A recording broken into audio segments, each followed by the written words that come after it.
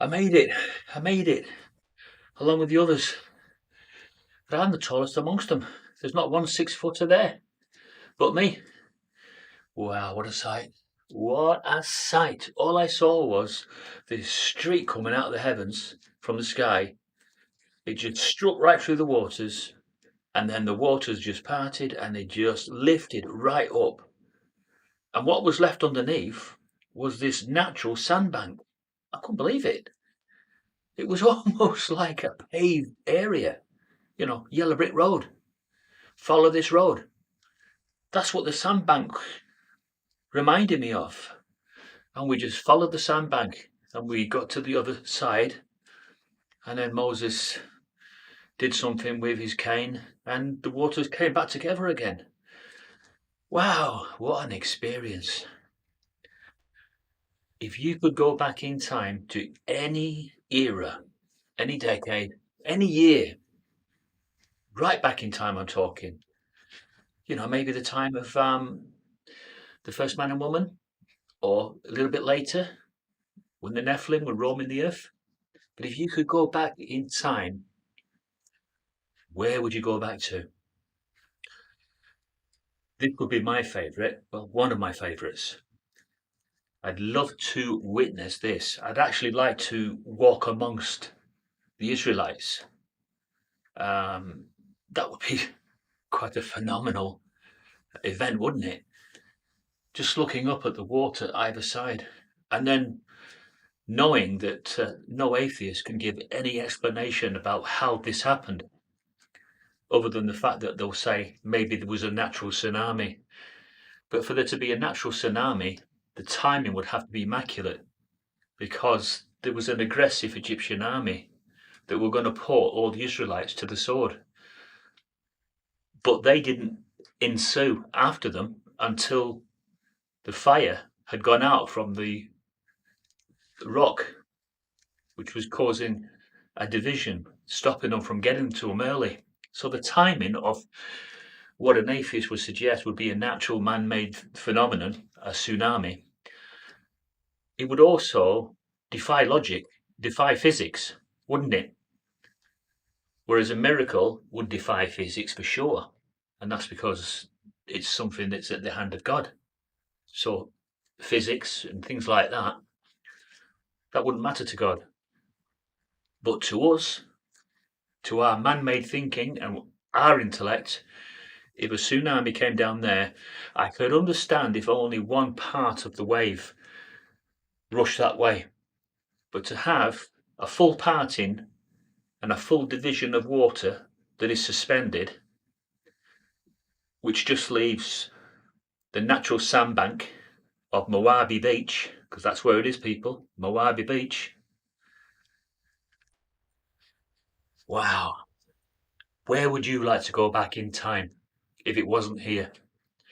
Maybe you'd like to go back and walk with Christ during his 3.5 year ministry.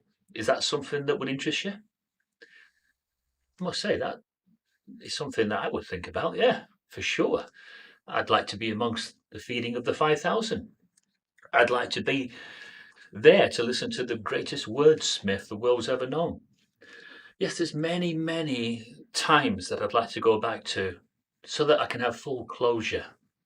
And I'm not left with this big question mark on, did it happen or did it not happen?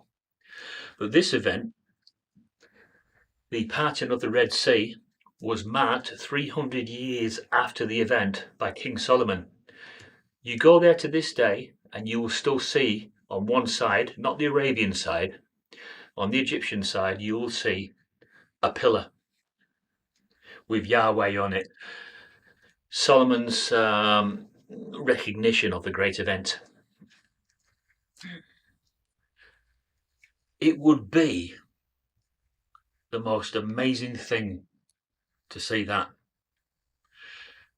And how everything just all came back as soon as the last person had come off the sandbank onto terra firma, back onto proper dry land. As soon as that happened, and Moses signified that everybody was safe, and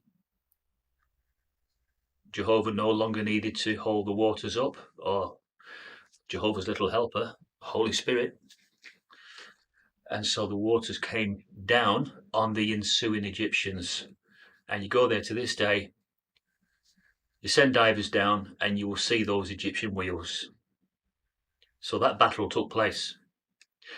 Now, isn't it better to believe that the parting of the Red Sea was by miracle hands, not by man-made hands or natural phenomena? Purely because of the timing. If it was natural phenomena, you couldn't get that kind of timing. But everything was just running like clockwork.